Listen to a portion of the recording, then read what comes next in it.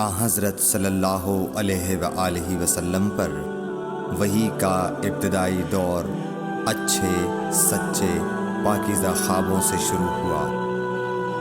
آپ خواب میں جو کچھ دیکھتے وہ صبح کی روشنی کی طرح صحیح اور سچا ثابت ہوتا۔ پھر من جانب قدرت آپ تنہائی پسند ہو گئے اور آپ نے غار حرا میں خلوت نشینی اختیار فرمائی اور کئی دن اور رات وہاں مسلسل عبادت اور یاد الہی و ذکر میں مشغول رہنے لگے۔ جب تک گھر آنے کو دل نہ چاہتا توشہ ہمراہ لیے ہوئے وہاں رہتے۔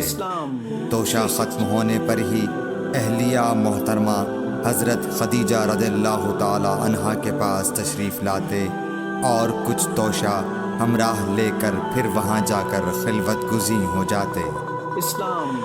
یہی طریقہ جاری رہا یہاں تک کہ آپ پر حق منکشف ہو گیا اور آپ غار حرا ہی میں قیام پذیر تھے کہ اچانک حضرت جبرائیل علیہ السلام آپ کے پاس حاضر ہوئے اور کہنے لگے کہ اے محمد پڑھو۔ آپ فرماتے ہیں کہ میں نے کہا کہ میں پڑھنا نہیں جانتا۔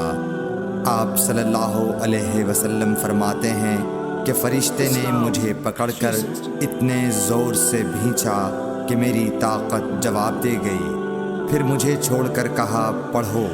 میں نے پھر وہی جواب دیا کہ میں پڑھا ہوا نہیں ہوں۔ اس فرشتے نے مجھ کو نہایت ہی زور سے بھینچا کہ مجھ کو سخت تکلیف محسوس ہوئی۔ پھر اس نے کہا کہ پڑھ۔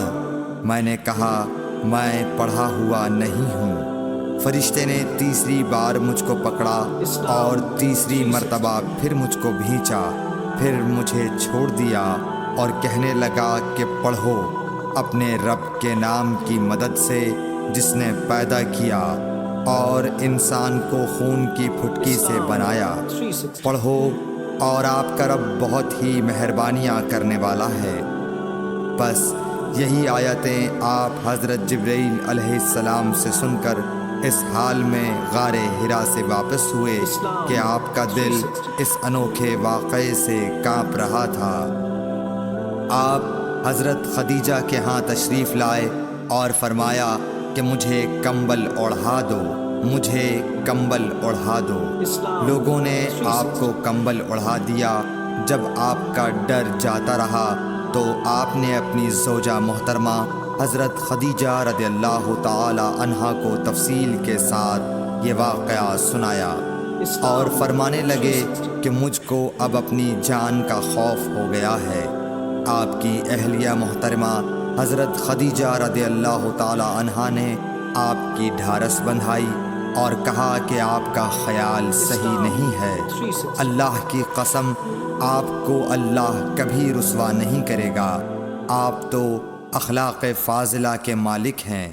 آپ تو کنبہ پرور ہیں، بے کسوں کا بوجھ اپنے سر پر رکھتے ہیں، مفلسوں کے لیے آپ کماتے ہیں، مہمان نوازی میں آپ بے مثال ہیں اور مشکل وقت میں آپ امر حق کا ساتھ دیتے ہیں۔ ایسے اوصاف حسنہ والا انسان یوں بے وقت ذلت و خواری کی موت نہیں پا سکتا۔ پھر مزید تسلی کے لیے حضرت خدیجہ رضی اللہ تعالی عنہا آپ کو ورقہ بن نوفل کے پاس لے گئیں جو ان کے چچا زاد بھائی تھے اور زمانہ جاہلیت میں نصرانی مذہب اختیار کر چکے تھے اور عبرانی زبان کے کاتب تھے۔ چنانچہ انجیل کو بھی حسب منشائے خداوندی عبرانی زبان میں لکھا کرتے تھے۔ انجیل سریانی زبان میں نازل ہوئی تھی، پھر اس کا ترجمہ عبرانی زبان میں ہوا۔ ورقہ اسی کو لکھتے تھے۔ وہ بہت بوڑھے ہو گئے تھے، یہاں تک کہ ان کی بینائی بھی رخصت ہو چکی تھی۔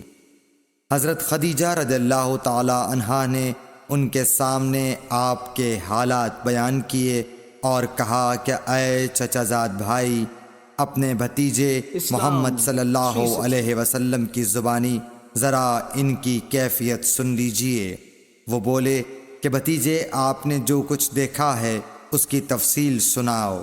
چنانچہ آپ صلی اللہ علیہ وآلہ وسلم نے از اول تا آخر پورا واقعہ سنایا، جسے سن کر ورقہ بے اختیار ہو کر بول اٹھے کہ یہ تو وہی ناموس معزز رازدان فرشتہ ہے جسے اللہ نے حضرت موسیٰ علیہ السلام پر وحی دے کر بھیجا تھا۔ کاش میں آپ کے اس عہد نبوت کے شروع ہونے پر جواں عمر ہوتا، کاش میں اس وقت تک زندہ رہتا جب کہ آپ کی قوم آپ کو اس شہر سے نکال دے گی۔ رسول کریم صلی اللہ علیہ وآلہ وسلم نے یہ سن کر تعجب سے پوچھا کہ کیا وہ لوگ مجھ کو نکال دیں گے، حالانکہ میں تو ان میں صادق و امین و مقبول ہوں؟ ورقہ بولا، ہاں یہ سب کچھ سچ ہے، مگر جو شخص بھی آپ کی طرح امر حق لے کر آیا لوگ اس کے دشمن ہی ہو گئے ہیں۔ اگر مجھے آپ کی نبوت کا وہ زمانہ مل جائے تو میں آپ کی پوری مدد کروں گا، مگر ورقہ کچھ دنوں کے بعد انتقال کر گئے، پھر کچھ عرصے تک وحی کی آمد موقوف رہی۔ صحیح بخاری حدیث نمبر 3۔